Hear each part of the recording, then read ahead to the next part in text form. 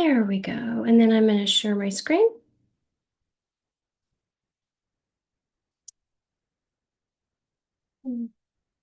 And, and hoping that you can all see that. I can't see all your faces when I am sharing in this mode. And so relying on my colleague Anahi to let me know if there's anything in the chat or if I'm doing anything. Can you all hear me? Okay. Yes. Okay. Thanks, Sean. I see the Uh, screen.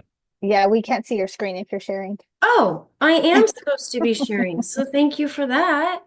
Um,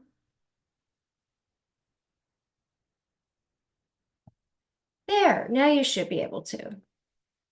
Yes, now we can see the application. There we There go. we go. Full screen That on board. that is probably much better. Thank you for that, Anahi.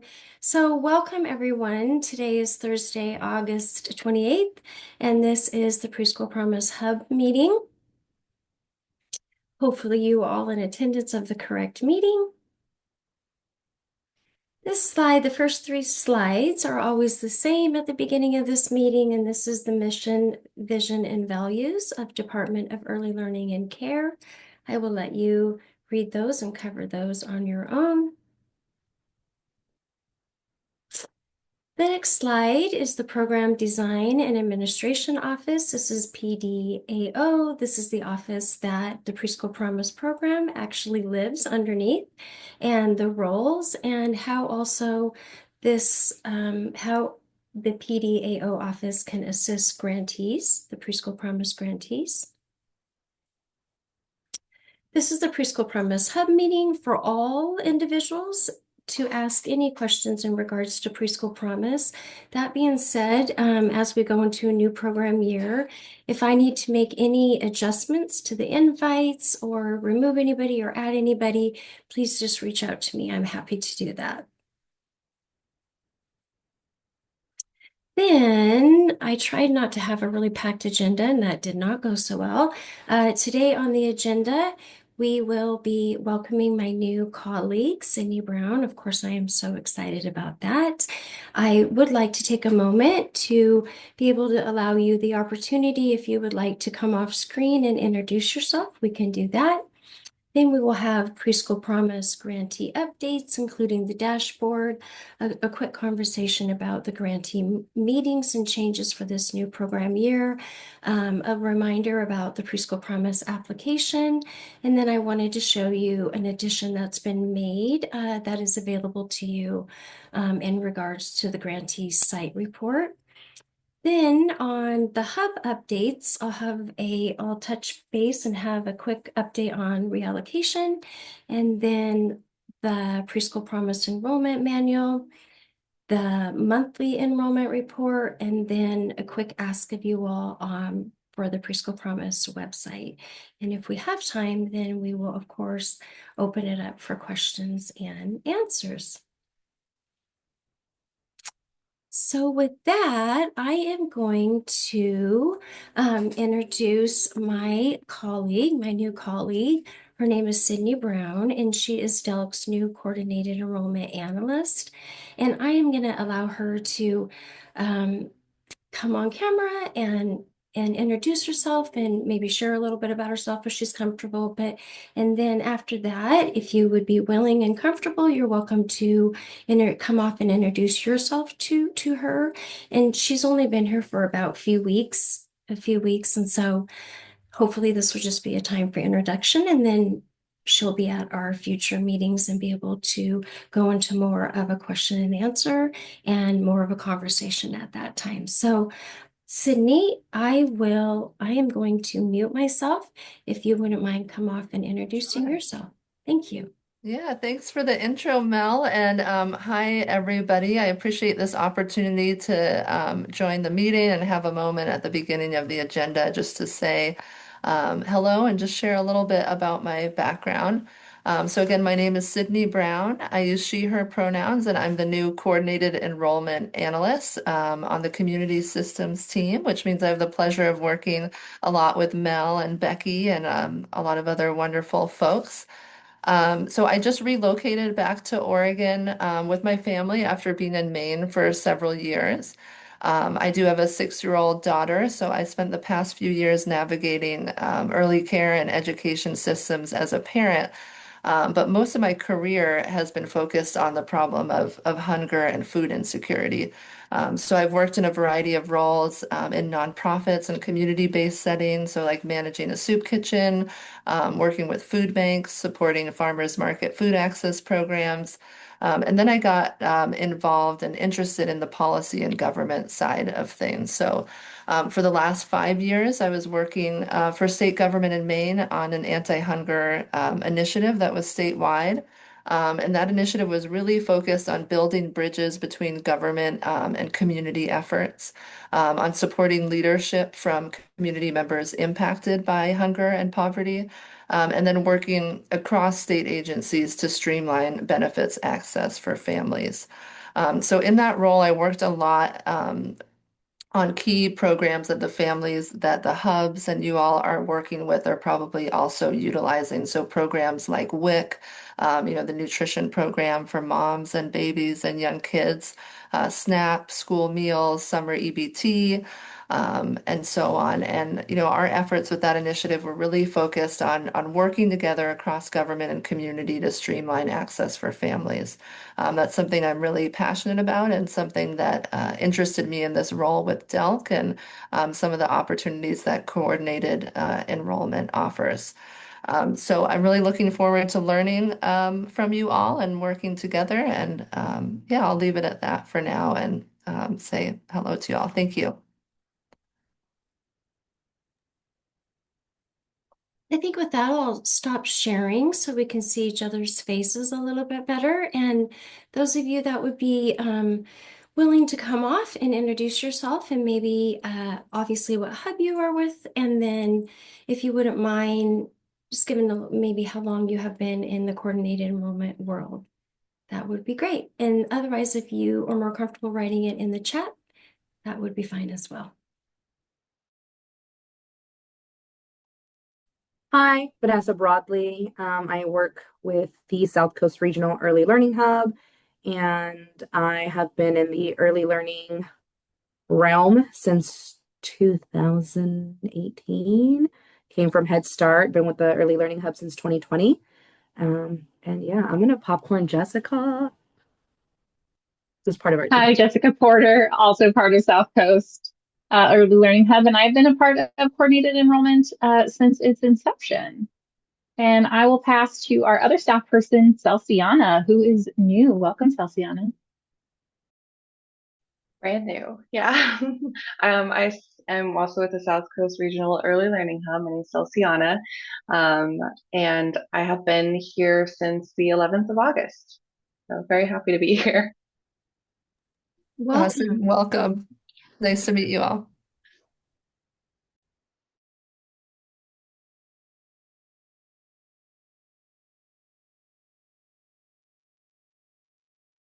Mel, can you hear me okay? I don't know. Yeah, I can hear someone. Yeah, I'll go ahead and go next. I'm Marissa Loyland. I work for Intermountain ESD as an early learning initiatives director, and I'm part of the Blue Mountain Early Learning Hub. I have been involved with Michelle for a couple of years now, our coordinated enrollment specialist. And I'm also going to popcorn to my team because we have a new member. Tiffany, do you want to go ahead and introduce yourself? Hi, I'm Tiffany Copeland, and I am new to the Hub this year as an Early Learning Services Coordinator. Prior to that, I worked in EIECSE for 9 years, and then before that as a Montessori teacher in the Seattle area. So I'm really excited about learning how Hubs work and how I can support. And Michelle is the last of our team. Yeah, Michelle Gomez. I'm also with the Blue Mountain Early Learning Hub and the Face of Blue Mountain Kids for the coordinated enrollment specialist here at the hub. So. Hi, Sydney. I'm Melina Carranza from the Northwest Early Learning Hub, and I've been with our hub 5 years this December.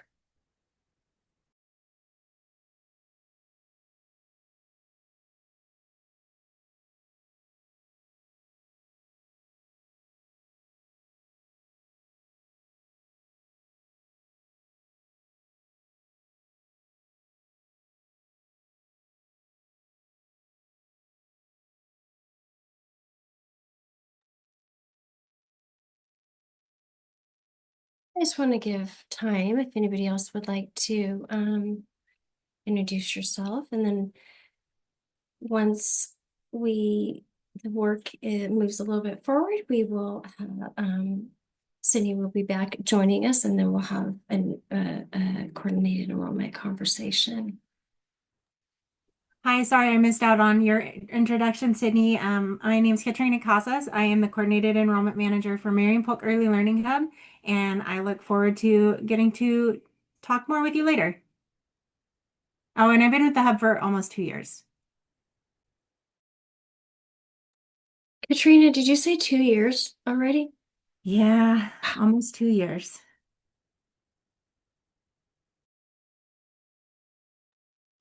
Well, thank you, everybody. So nice to meet you all and so much experience in the room. Really looking forward to our work together.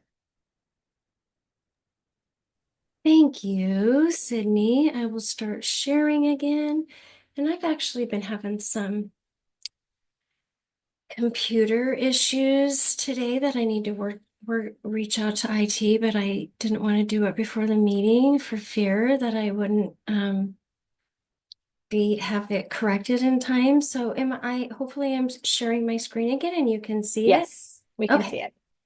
I will go on, and then also Sydney's contact information is on here, and her telephone number, and this will be available as a resource for you when I send this back out to you all.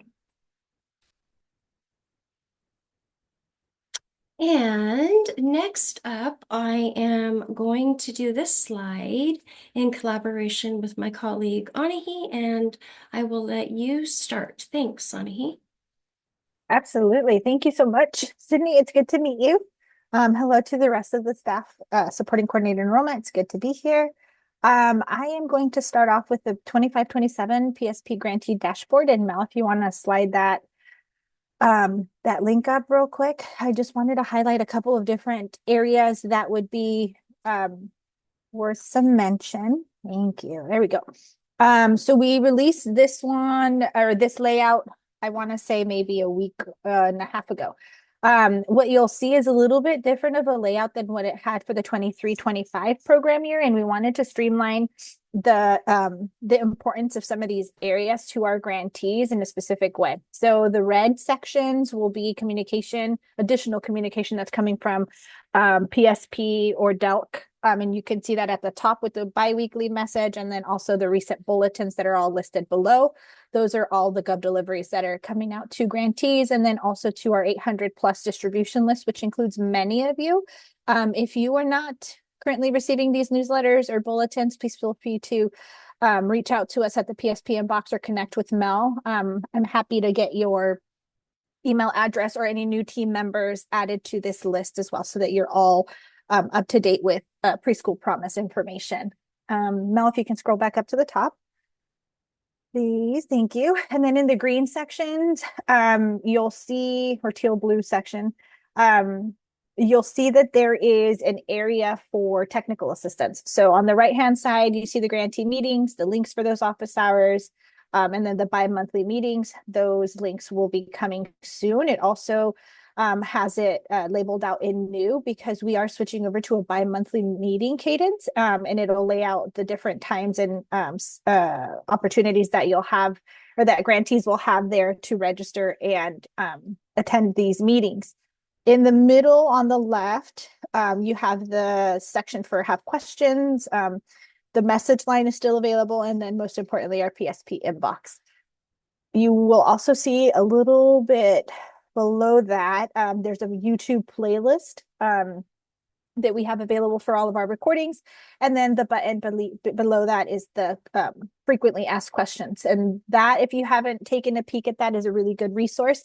It actually divides up the different kinds of questions that all new grantees have asked Preschool Promise, and we've combined them in this document here. It separates them out by enrollment, funding questions, eligibility questions, and so you can take a peek at that on your own time. And then the navy blue sections are resources or tools and requirements that are specific to grantees. So I just wanted to highlight that out. One, as we ask your support when grantees have questions, that you can always guide them back to this Preschool Promise grantee dashboard. Everything that they need throughout the program's year is here. If there is something that's missing, they are more than welcome to reach out to us at the PSP inbox. We're happy to either coordinate some information for them as follow-up, or take a peek and see if that's something else that other grantees can need or will need, and can add that onto the dashboard itself. Okay, I think that's it for this one. Thank you, Mel, for sharing that. And then we'll move over to the second bullet, which is 25-26 PSP grantee meetings. And I think this is information that we've also shared with you all previously. Some communication is also going to be shared later on today to hub directors and CCR and R directors as well. As a program change, the grantee office hours and the bi-monthly meetings will be specifically for grantees only. The office hours are going to continue in the same format, same day, same times, for the 25-26 program. And then they'll also be listed, like you just saw, on the dashboard. The bi-monthly meetings will have a pre-registration link that's required. So that's also going to be on that dashboard. But just to kind of follow up on the discussion we've had in the past, these sessions are specifically designed for grantees. And in order for us to provide a dedicated space for them to ask questions that are applicable to the implementation of their PSP program, we have asked that they maintain for PSP grantees only. It's important for us at Preschool Promise to support you in maintaining the clear lines of responsibilities, communication, and the support that you provide to grantees. So we ask and encourage grantees to participate in these meetings themselves, so that they can also get that information firsthand from their grantor, which is DELC. It is important for us, and we understand and acknowledge that as community partners, it's important for you to be knowledgeable about PSP requirements. And so we will have an opportunity for you to do that in a couple different ways. One, there will be the YouTube recording that will be listed on the playlist, available for all community partners to view the following week after, or as soon as it's available on the YouTube playlist. And then also communications and updates via the Gov Delivery communications that go out. We still ask that you continue directing grantees to DELC staff when it comes to any programmatic questions via the Preschool Promise inbox. And this includes, grant administration questions, applicability. If it's an enrollment question, we're happy to participate in the answer and collaborate with you on that, as well as Mel. But we wanted to make sure that everybody had the same information with this change for the upcoming year. And then, as always, we're happy to follow up with any kinds of questions that you may have, either in this space or maybe in a one-on-one check-in, if that's what works better for your schedule. But just keeping in mind, too, we're also trying to ensure that programs are meeting Preschool Promise requirements and that they understand the different requirements that are being asked of them from their grant agreement. Our main goal is to be able to support them in getting what information they need from us. Let's see here. So then we have the Preschool Promise application. So the Preschool Promise application has been a topic for discussion in the past. It is obviously you as a hub, as coordinated enrollment staff, you hold the application and that information. It is our understanding that a lot of hubs do share with their grantees in different ways. And so that's another thing that we also want to make sure that we are stressing to grantees, is that it is also their responsibility to make sure that they collect the full application.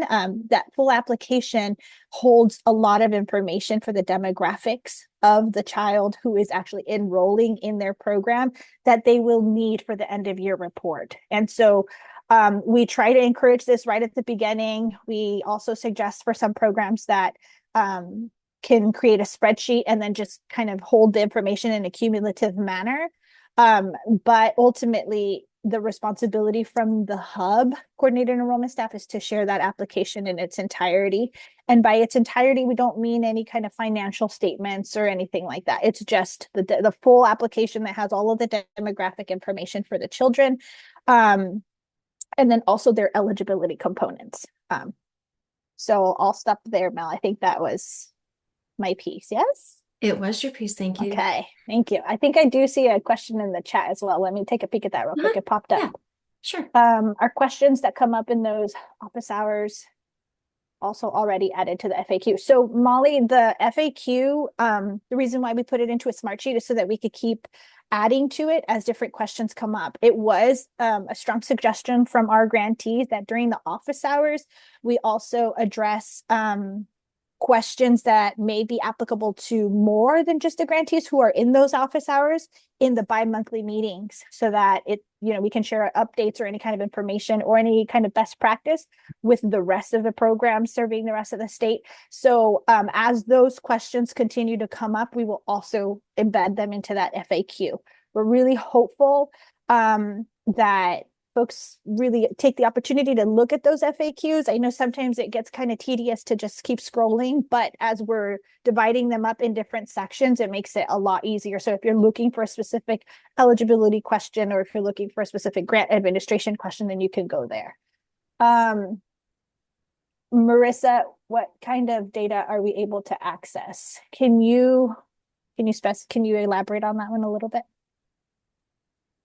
Is it just kind of like ethnicity, date of birth, that kind of data, or would it be marketing data about how families found out about the program? We don't ask that information on the end of your report. The end of your report captures ethnicity, race, how old are they, gender, and also how they qualified. So if it was like a SNAP qualification, if it's a TANF, and then the federal poverty levels. So really that's the bulk of the information that our grantees look for on those applications. Okay, thank you. Yeah. Is that, Ani, that's what's for this last bullet, the grantee site report? No, we're still talking about the PSP application. Okay, Marissa, were you talking about the last bullet here? I was talking about the last bullet. Okay. Thank you, Becky. I know, I was thinking, yeah, Mel's gonna take the grantee site report bullet, and hopefully that answers more of your question, Marissa. Thank you.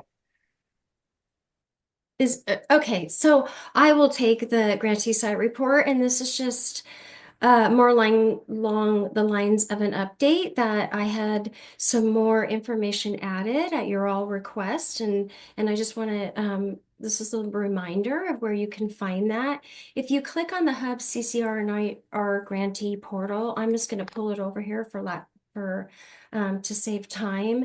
This is what it will actually look like. And then when you clicked on that link that's embedded on the slide, this will bring you to this. Of course, you will click on your region.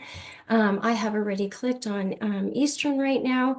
And what I wanted to show you, just as a little reminder too, in order to scroll over with this scroll bar on the bottom, sometimes you got to scroll down. I still have some individuals reach out to me and they say, I can't find this. And it's kind of embedded at the bottom. I purposely didn't do that. So, but just know that you have to scroll down sometimes. But what I did want to show you is once I scroll over, you will see the information at the top. There will be, of course, the grantee name. You'll see how many sites each grantee has. You'll scroll over, you'll see the site name, if they provide transportation. And what I wanted to call your attention to is, I don't want to make you dizzy, but if you go way over here towards what's been added is the start and end time, the days of the week, and the start date and the end date. So hopefully that is helpful to you all in having a conversation with families. So that is what I wanted to share on that. Is now that I have said that, is there any questions I can help you with on this? I have one, and I don't know if it was there before, and for some reason I overlooked it, but how will the pause enrollment be used? And would we also get another indication of a paused enrollment? There's like a column there right after the site name. Let me go back.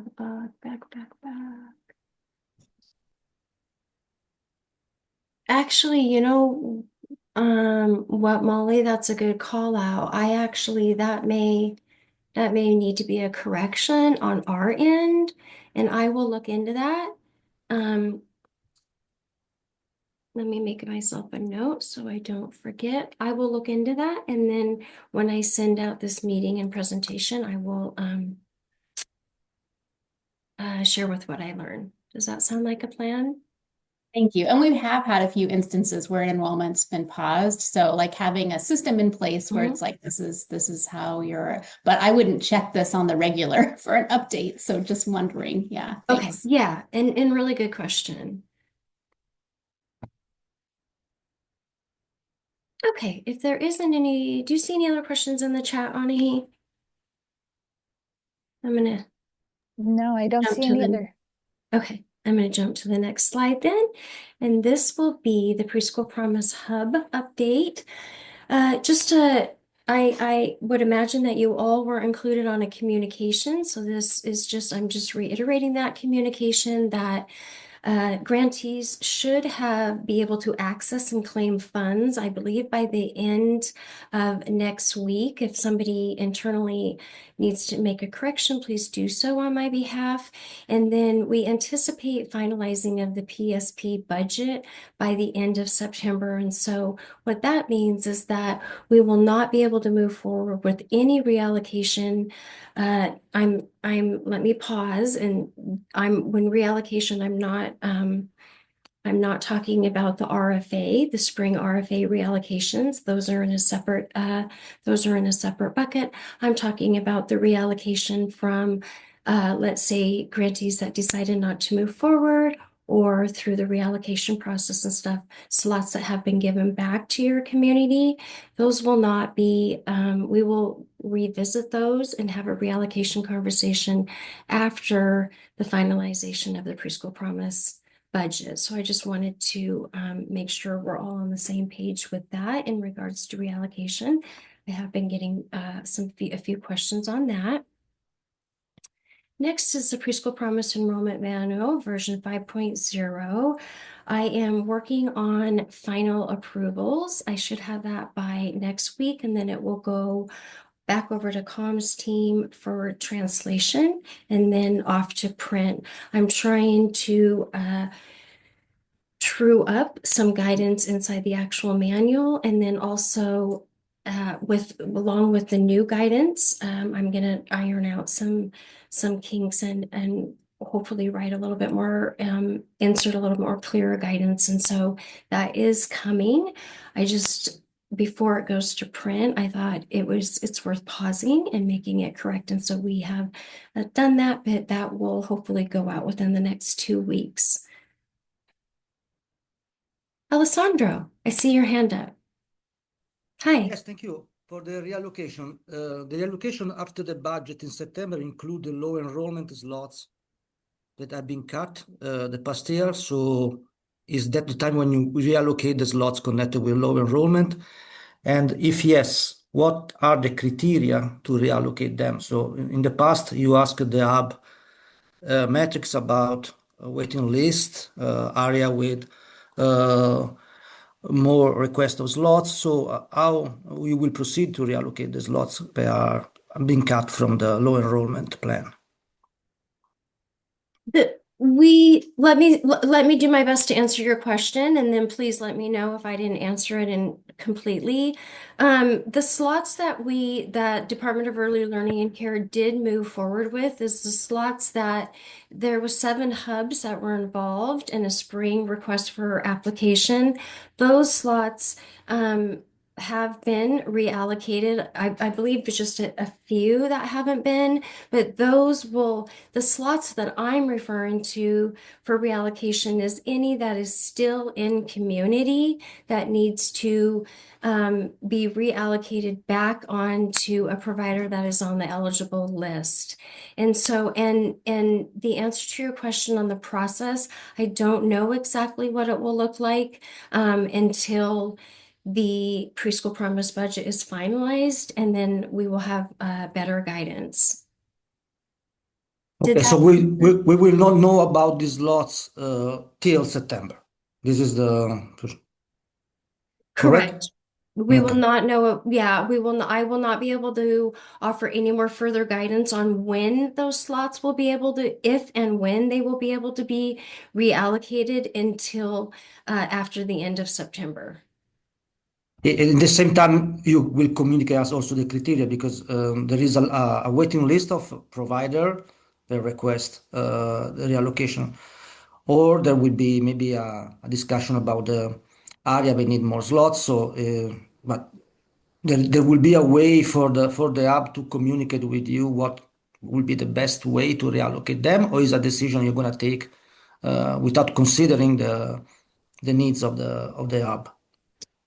Very good question. And I didn't pick that piece up. And so, no, absolutely. In the event that those slots will be reallocated, we will certainly work in collaboration with hubs and get a slot reallocation assessment from you and pull in the needs of your community. For sure, we will do that. Thank you. Thank you so much, Mel. Vanessa. Yeah, you mentioned that it would look, if they were open to reallocation, it would go off of the preschool promise eligible provider list.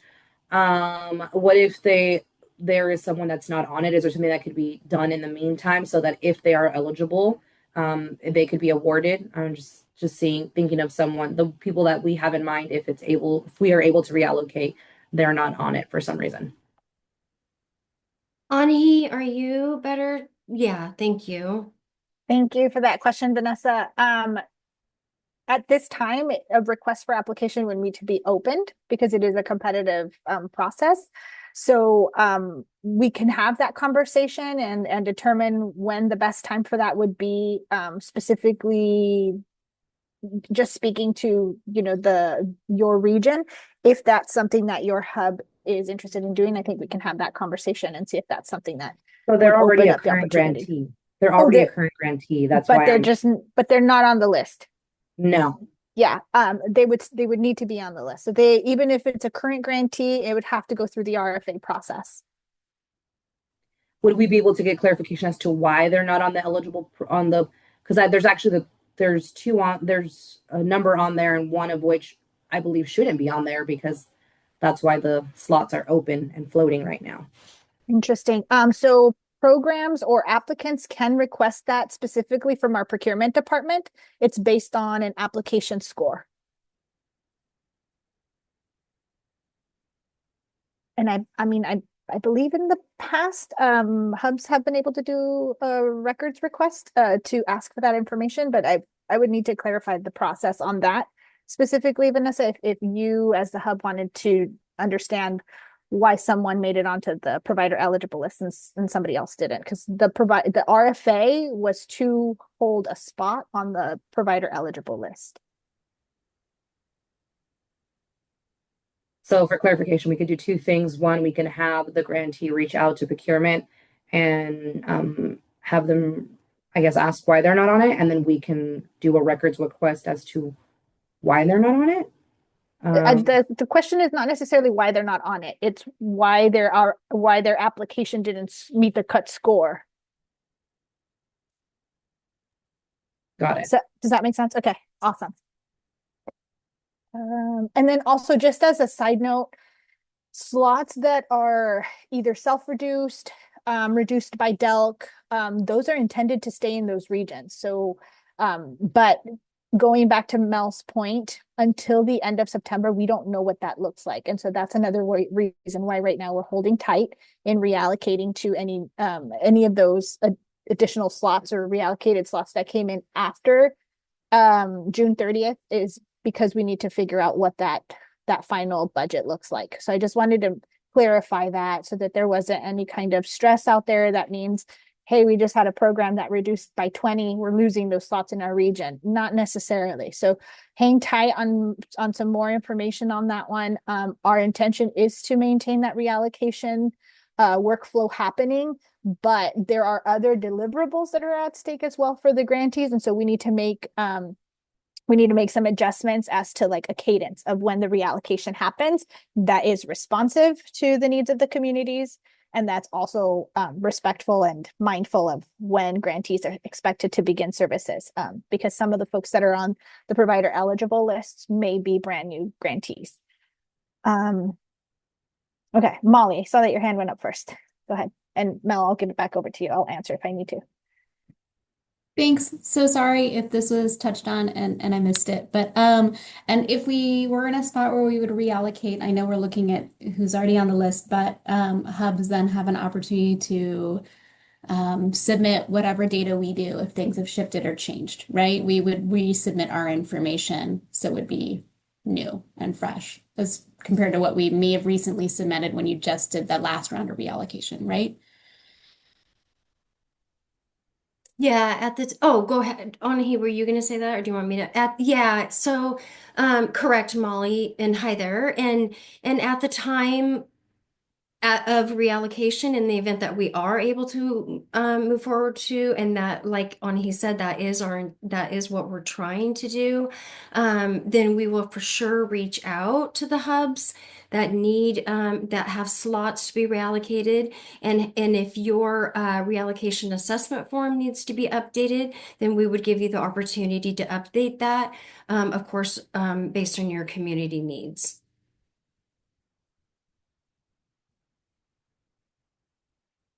That's what you were asking, right, Molly? Yep, that was it. Thank you. Okay. And then Katrina. Yeah, I just have a quick question and I sent you a message since we're on the topic of the RFAs. Are we able to get the YMCA? I was hoping to be able to do it tomorrow when I do my placements, if those three are available for me to add back in. That is actually a really good question. So the tentative placements, they go through a process, right? So and sorry, I should say the reallocation. So for those slots that are coming off of the RFA, those last few that are still straggling out there, they first go through the offer process. The YMCA in this case would need to say, yes, thank you, we will accept them. And yes, we can provide services beginning no later than September 30th. Once that happens, then it triggers our procurement department and our grants team to review and update the grant agreement. And that goes back out to them. So then it's back on their desk to get it returned to Delk as soon as they can for execution. So until the grant agreement is executed and on the portal that Mel just showed, you can place children tentatively, but until that grant agreement is executed with those new slots, I would hold off on final placements. So I know that they accepted after our meeting with you on Friday, but I have not seen the grant agreement go back out to them since then. I believe that our grants team was working on that with the procurement team in addition to trying to load funding. So they're kind of packed right now to the rim. Needless to say, though, I haven't seen it go out either, so I'm not quite sure. I'm not quite sure if there's something that's impacting on why they haven't received that, but I can definitely check in with our procurement team and make sure that that's still on their radar. The other thing too is that our procurement serves more than just our preschool promise grantees. They serve all the publicly funded programs across Stout that still are in that grant agreement execution process. And so they're going out in batches. And so if they're holding the YMCA to go out with the next couple two that are, I don't know, coming in from Clackamas or Multnomah, then they'll send them out together. And so I'm anticipating that may be the case, but I'm happy to check in on that as well. Okay, I appreciate it. Thanks. Yeah. Thanks, Katrina. And then just overarching, just for all knowledge, usually when a preschool promise grantee grant does go out, I'm copied, and if the hub is not copied, then I'm pretty good about staying on top of it and trying to notify you that this is how, like, and so sometimes that will mean I will forward it on, or I will somehow figure out how to, yeah. And so if you ever have questions too, you're welcome to come ask me. I will either direct you to the correct person, or I will go find it for you myself. That's just everyone in general. Any more questions on he, and can I zip on to? I don't see any other questions in there, but I do see a shout out from Katrina saying that the data on the site report information to the hubs was super helpful as they updated their website. Thank you. Thank you. Thank you. And thank you for the feedback, letting me know what was needed and what would be beneficial in your body of work. I believe I finished the enrollment manual. I do want to, before I jump next, I do want to say one thing moving forward and any feedback, you did it great, this is an area of improvement or anything like that. There is a Preschool Promise enrollment feedback form on the Hub's dashboard, and I welcome you and encourage you to communicate anything needed or relevant feedback via that form. That would be really helpful. And then that way we would be able to track it and make sure that if something does need to be inserted in the future, that we are able to do that in a timely manner. So thank you for that. Next is the Preschool Promise monthly enrollment reporting. We are still actively redesigning that, and we're pulling in the data team, we're pulling in different units and still having conversations. And so I would like to have a little bit of a better update to give you today, but I don't. What I do know is when it does start to move forward and I'm able to have a little bit of a knowledge of when it will go out, I do intend on scheduling a training for you all and having that meeting be recorded and available in the event that you would like to go back. So there will be guidance and training available prior to the report being launched, but it is still being redesigned and conversations are still happening. And as soon as I can give you any information, I will do that. Next is the Preschool Promise website, and I did not pull it up in advance, but I just at the start of the program year, I realize I'm sharing screen, but this is the DILCS external facing dashboard. And when I go to programs, you will go down to Preschool Promise. And here's what I'm talking about. I'm going to enlarge it so you can see better. Down here is, I would just, at the beginning of the program year, I would be grateful if you would just come in and check and make sure that the correct contact for your hub is what you would like it to be displayed. I have went through here and did it to be the best of my ability and knowledge, but maybe you would like a generic inbox added or something like that. So all you need to do is to reach out to me and I will get that updated for you. And then also one hub staff did let me know that this federal poverty level needed to be updated. I thought it was updated and it indeed was not. And so this is just newly updated. So thank you, Katrina, for that. And then as I'm on this page, just as a reminder, down below here is information. This is publicly facing that of the Preschool Promise Grant and Operations Manual. And then of course, the enrollment manual that you all use. So I am going to close that down. And then I believe the next slide is our question and answer slide. So with that, I will stop sharing my screen and am thankful that we actually do have some time to have questions and answers. In the agenda, I had called out that if we had any eligibility questions, that this would be an opportune and a great timing for any of that, but it certainly doesn't need to be specific to eligibility. So it's open up to all questions, but if you certainly have eligibility, we can learn from each other. And I don't know who had their hand up first, so I'm just going to go, Katrina. We had one come up today where family has split custody.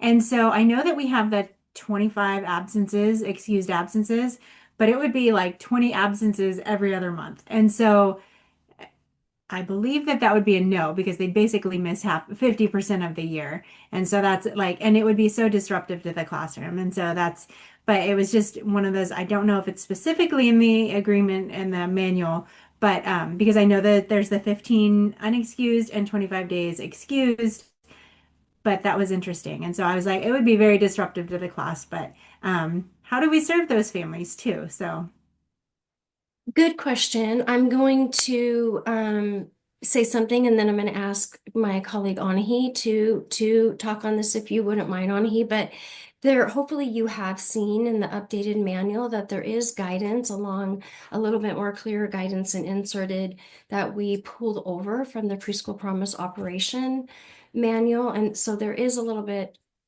better guidance around attendance and so forth and along the lines of this. But Anahi, would you mind touching on that for me? Yes, I'm trying to find some previous language that we've used around that.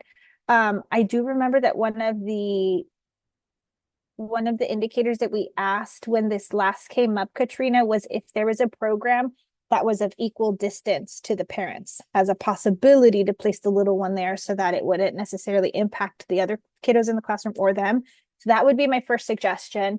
And then for the second part, like I'm racking my brain right now, it is not working.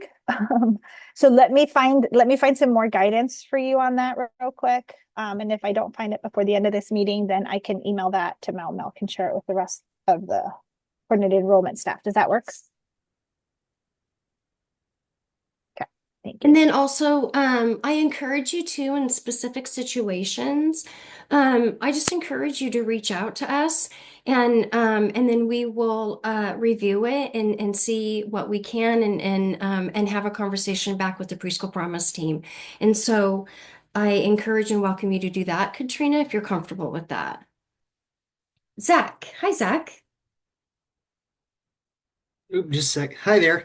I have a question that's not around enrollment, but again, we have a family who attends a program in the middle of the day. They don't have anything official on the books for the child, like an IFSP or anything like that.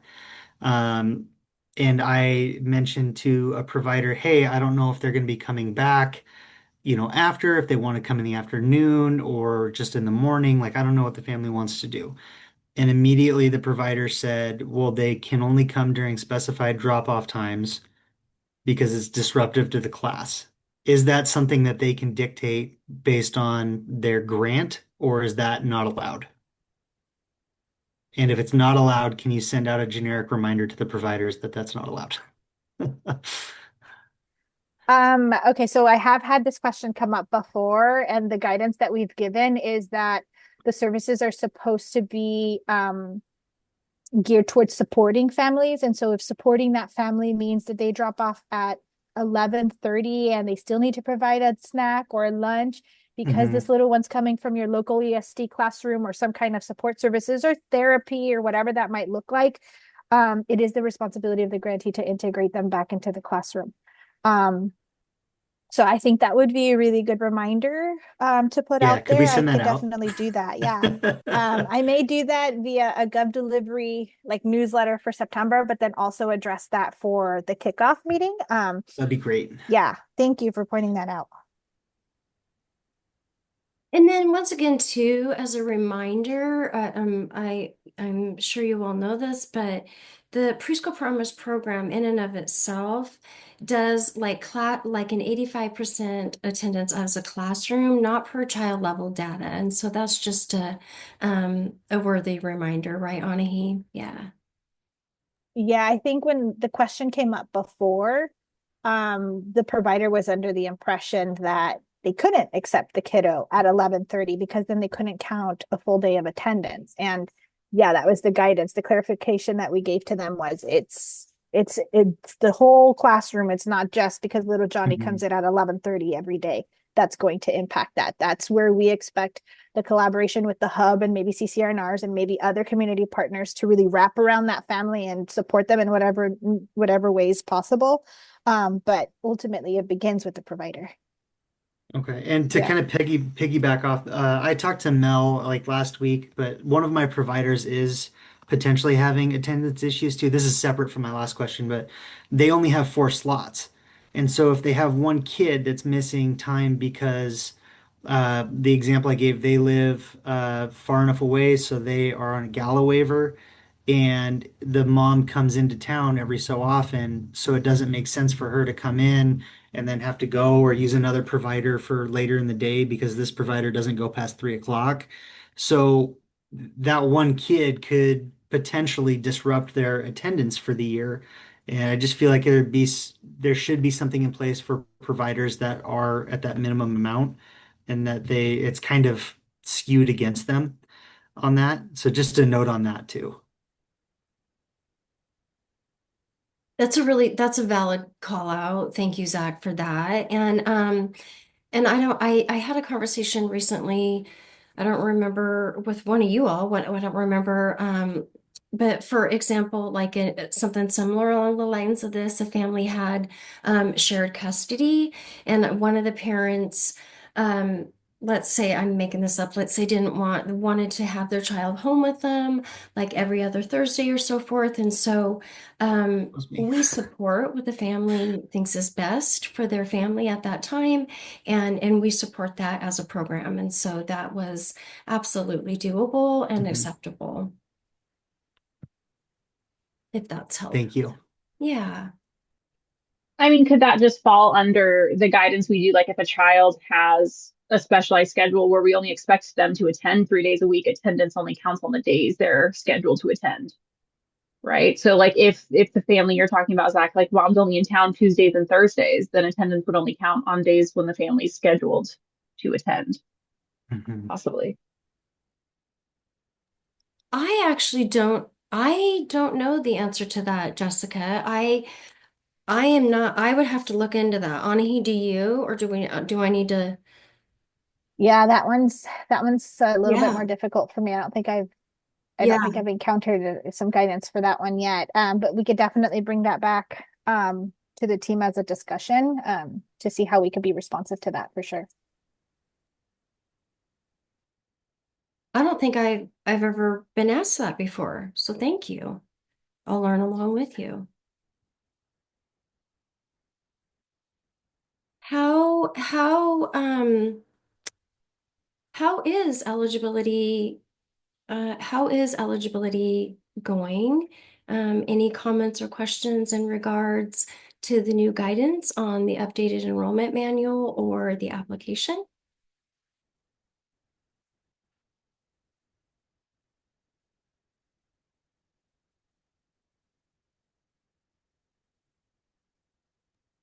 We had one family that was helped by the housing adjustment, finally, yay. Um, Thank you for sharing that, Molly. Good. That's good news.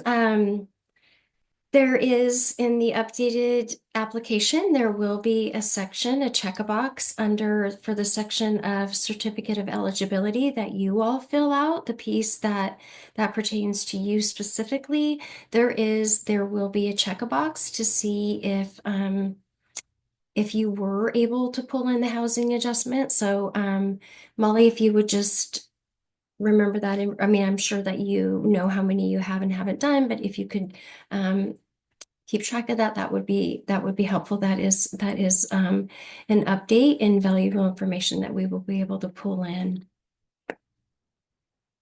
As many of you know, we are in conversations about going the Preschool Promise program, about going through an administrative rule change.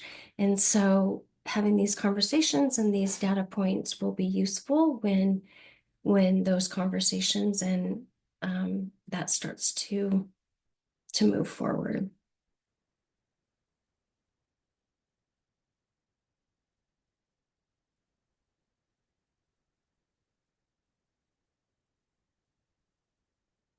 What about I know last time around this year, I believe I invited my colleague Lindsay, who is the OPK manager, and I invited her to this place just talking about how we can collaborate and work together in community with your Head Start OPK partners. Let me know if there's any questions along with that, or if we can help with any of that.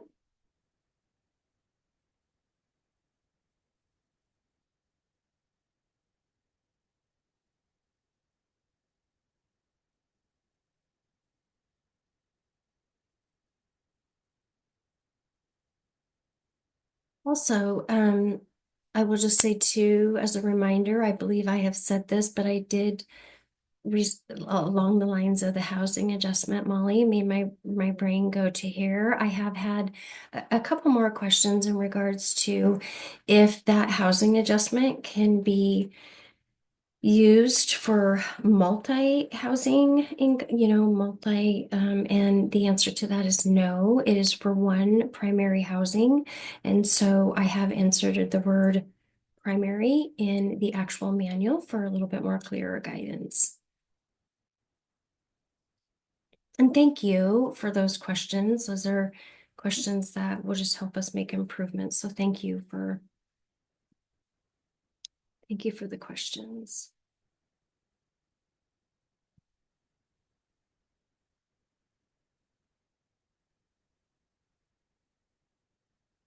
We are almost at time, and so just as a reminder, you are welcome to send out any questions. You're welcome to send them out to myself. Most of you know my email address, or to the coordinated enrollment inbox, or you are actually welcome to send. There is still the question and answer feedback. I don't know, I'm saying the title incorrect, but it's on the Hub dashboard.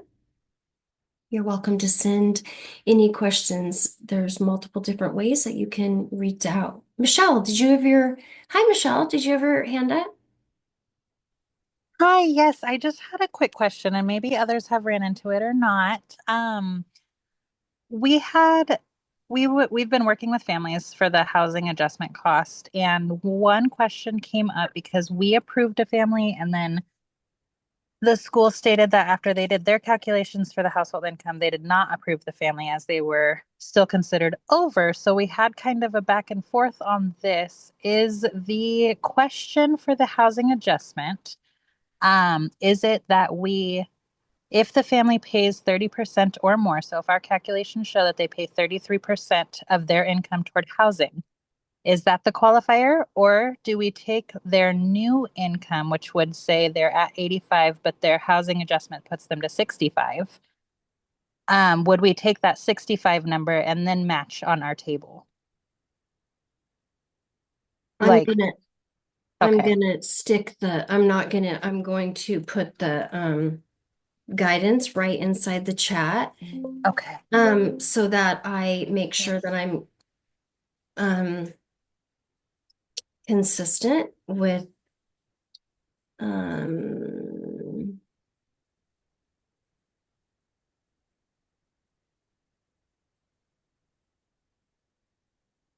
then you know what too, if anybody is having any issues with this, and you just want to have a question and share screen, I'm happy to walk you through with you, like on a pretend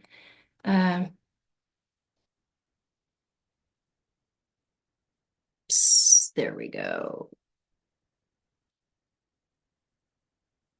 That didn't come to all you, did it? Well, you know what? I can't get it to go in the chat for some reason. I don't know why I wouldn't be able to. But I will call it out, Michelle, on the when I follow up. Okay, no worries. Thank you so much. You can send it through email then? Yeah, I'll send it out with an update to this meeting. Thank you. Thank you all. Thank you, thank you. Thank you for joining. It was nice to see you. Thank you. Bye. Bye.